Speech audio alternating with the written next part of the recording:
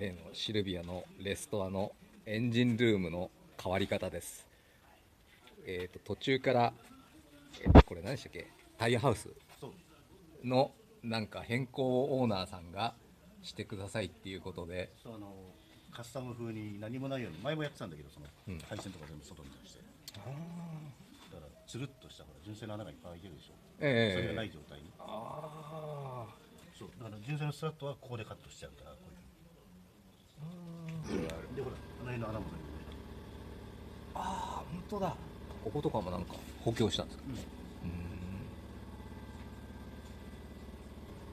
ここをやる前に最初に縦を2つつけてうん、ぶった切って、うんぶった切る前に、うんこの縦と縦の間にうん棒1本溶接して、その状態でぶった切って、ああ、寸法をそうそうちゃんと合わせたっていう。そうで全部この辺できてから最後のその溶接しちゃった棒を切っちゃって、ああ、その棒をやんないと歪んじゃうかもしれない。歪んでここ作って溶接したそうそうそうらその歪んだままになっちゃうとそう可能性があるから、ああ、そういう気配りっていうか、